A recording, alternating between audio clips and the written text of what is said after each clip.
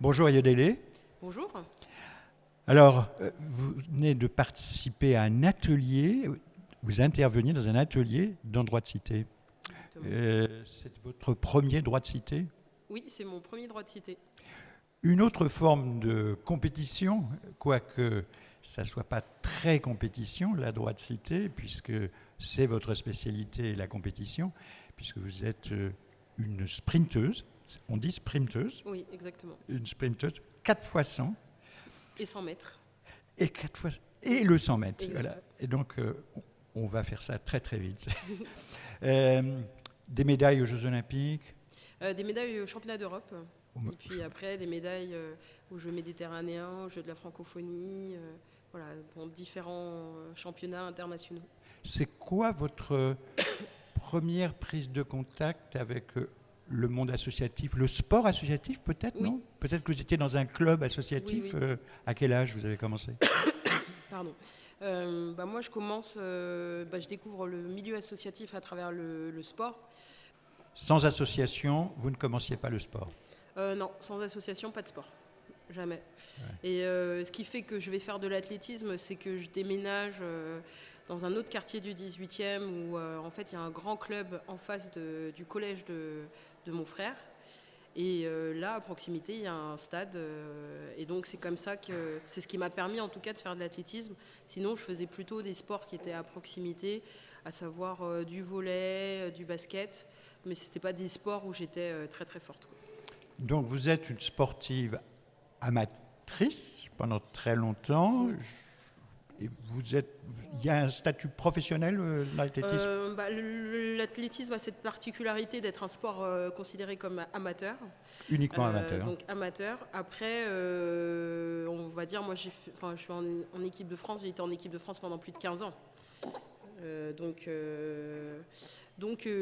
J'ai eu pendant ma carrière, peut-être pendant 2 ans, grand maximum, un statut pro par la Fédération française d'athlétisme, mais ça passait aussi via le club. Donc ça se faisait grâce au club qui permettait de la mise en place de ce dispositif. Donc, Alors, ce matin, l'atelier n'était pas autour du sport. Le sujet, c'était un sujet peut-être un peu surprenant. On n'a pas l'habitude de voir les sportifs discuter, parler de démocratiser la politique. C'est Oui. le nom de votre collectif. Oui. On dit en général les sportifs s'intéressent au sport. Ils s'intéressent à rien d'autre. La preuve que non. Eh ben non. La vérité, c'est que chez les sportifs, il y a toutes les sensibilités. Et puis surtout, il y a des sportifs engagés, ce qui est mon cas. Moi, je me suis engagée localement.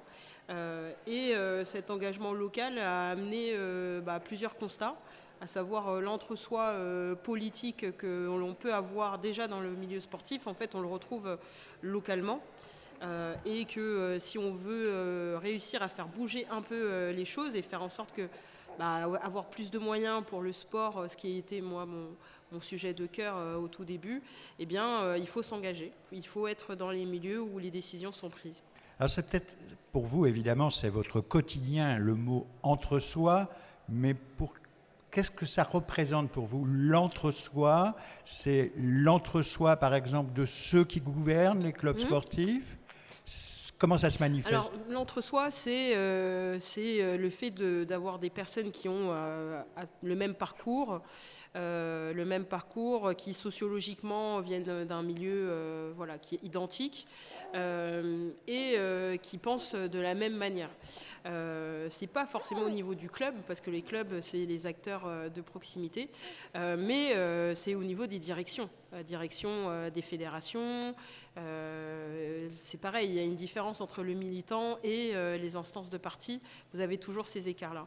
Et donc, nous, à travers le collectif Démocratiser la politique, où on a analysé sur ces 3 dernières années plus de 30 ans d'élections, de résultats électoraux à toute échelle, on a vu cette surreprésentativité des classes supérieures dans la politique. À savoir qu'on a 30% de la population française qui est issue de classes populaires, et en fait vous allez avoir que 6% de classes populaires à l'Assemblée nationale. Et donc, et ça se voit aussi dans les villes. C'est-à-dire une ville comme Paris, dans le Conseil de Paris, vous allez avoir autour des 80% d'élus qui sont issus de classes supérieures. Et ce qu'on dit aujourd'hui, quand on pose des questions et qu'on sait qu'on a 74% des Français qui ne font plus confiance aux politiques, on dit que cette déconnexion, elle est aussi liée à cette faible représentation des citoyens à l'échelle politique. Et donc c'est ce qu'on porte à travers démocratiser la politique, c'est comment est-ce qu'on fait évoluer tout ça. Et pourquoi est-ce que c'est intéressant d'avoir... dans le sport, c'est un peu la même chose. Moi, j'ai été la référente pour la commission des athlètes du comité olympique des droits des athlètes lors du projet de loi démocratiser le sport en 2021. Et c'est à ce moment-là qu'on a réussi à faire en sorte de créer de manière obligatoire des commissions d'athlètes dans les fédérations délégataires. Alors, ce matin, je ne sais pas si vous avez assisté au débat ce matin. J'y ai participé. Au table ronde. Moi, j'étais sur une table ronde, moi. Alors, moi, je n'étais pas tout le temps là. Donc, oui. Il y a eu une table ronde, il y a eu une élue qui disait, oui, cette table ronde est comme d'habitude, avec des hommes plutôt vieux, blancs. Okay. Alors elle disait, bon, c'est une blague. Mais en fait, c'est pas du tout une blague. Non, c'est pas une blague. Elle disait, c'est une blague, parce qu'elle disait, il y a des choses plus sérieuses. Okay. Est-ce que pour vous, j'ai l'impression que ça a l'air très, très sérieux, cette histoire? Bah oui, c'est très sérieux ce que je suis en train de dire. Ce qu'on dit, c'est que l'entre-soi, aujourd'hui, en tout cas, la surreprésentativité de personnes qui sont identiques, qui ont un même parcours, qui partagent les mêmes idées, en fait, à un moment donné, ça pose problème parce que ça empêche l'émergence de nouvelles idées. Alors, en politique, il y a des lois qui obligent à un certain mélange dans les listes électorales, etc. On n'a pas la même chose au niveau associatif. C'est la parité de genre, mais ce n'est pas la parité sociale. Parité de genre, mais pas parité sociale, non, effectivement. Non. Ce qui fait que, par exemple, à l'Assemblée nationale, il doit y avoir 4 ou 5 députés qui sont issus ouvriers ou de professions. Oui. Voilà. C'est très, très... Le sport, c'est pareil. C'est pareil. Oui, le sport, c'est pareil. Quand on regarde les parcours des sportifs, souvent dans certains sports qui sont très populaires, et que vous regardez après les instances dirigeantes, vous voyez quand même des écarts. Vous voyez, par exemple, quand on regarde la fédération de foot et qu'on regarde finalement, on a quand même très peu de diversité, alors que c'est un sport où la diversité est un sujet central.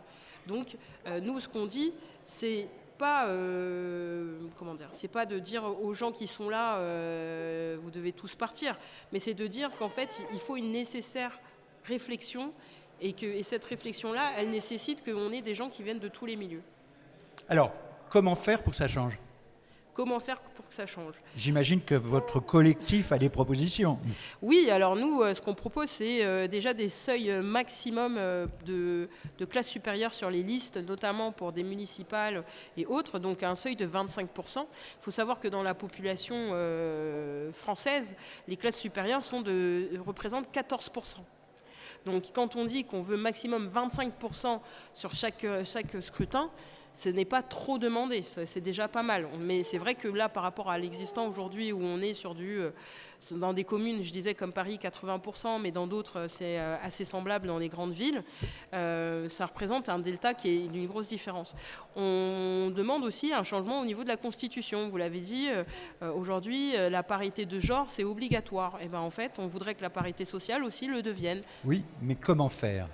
On va demander aux candidats leur feuille d'impôt, leur diplôme, leur profession, pour eux, ça suffit. Aujourd'hui, quand on se déclare à une élection, on doit déclarer sa profession. C'est ça. Et pour vous, ça devrait suffire pour rétablir cet équilibre ? Ça permet déjà de pouvoir évaluer si on a évolué dans un sens plutôt favorable à plus de parité ou non. Après, nous, ce qu'on demande ou ce qu'on veut aussi mettre en place, c'est un observatoire de la parité sociale qui permet aussi de voir entre les élections à venir si ça évolue vraiment, par exemple sur 2026-2027, ou si c'est juste un effet qui est suite au rapport qu'on vient de produire. Et puis, après, il y a un vrai enjeu de formation, c'est-à-dire former aussi les personnes qui ne se rendent pas forcément compte d'être dans un milieu qui est surreprésenté de personnes de classe supérieure, mais aussi de former des personnes qui sont de classe populaire, qui ont une expérience de vie qui nous paraît, nous, important et qu'il faut valoriser et qui ne se sentent pas légitimes aujourd'hui pour prendre la parole. Donc c'est aussi un ensemble de mesures et on a sorti un rapport qui s'appelle « Tous les mêmes », que les gens peuvent télécharger, où on a... Vous avez un site, j'imagine? Oui, c'est démocratiselapolitique.org. Et donc, toutes les personnes peuvent télécharger ce rapport et prendre connaissance. Il est assez épais, hein, mais on fait des formations aussi pour expliquer en détail ce qu'on a pu travailler sur toutes ces années. Et donc, on est sur un temps long. Et bien évidemment, on sait que la parité sociale, elle ne va pas se faire toute seule. Ça va être une course d'obstacles, non? Un peu, hein. Là, vous allez passer du sprint au steeple. Je suis passé au marathon, là, je pense. Vous êtes sur le marathon, plutôt. Je suis sur un marathon. L'endurance. Ouais, voilà. Tout ce que j'adore. Il y a d'autres sportifs dans ce collectif. Vous êtes combien dans ce collectif? Dans ce collectif, non, je suis la seule sportive. Bien. Ouais. Mais il faut commencer par il va falloir qu'ils vous suivent. Qui me suivent ou qui rejoignent le mouvement. D'accord. Et vous êtes combien dans ce mouvement? Au départ, on était 43. Ouais. Et si je ne me trompe pas, aujourd'hui, on a plus de 4000 signataires d'une tribune, justement pour appeler à la parité sociale à l'échelle politique. Écoutez, on est très content de vous rencontrer merci avec à vous. Ce bébé qui s'appelle... Je ne le dirai pas pour les réseaux. Mais en tout cas, n'hésitez pas, quand vous pensez que c'est le moment de venir raconter des choses à la radio ou sur un site internet. On est à Paris. Oui. Et j'ai oublié de vous dire quelque chose d'important. Qu'est-ce que vous avez dit? Moi, du coup, je suis candidate pour devenir maire du 18e arrondissement. C'est quand même important. Diable, c'est tout à fait important. Voilà, vous avez raison je tenais à vous de dire. le mentionner. Donc, appel au vote. Voilà. Inscrivez-vous sur la liste électorale. Et puis votez pour vous. Voilà, exactement. Et votez par conviction et pas par défaut. Merci beaucoup. Merci à vous.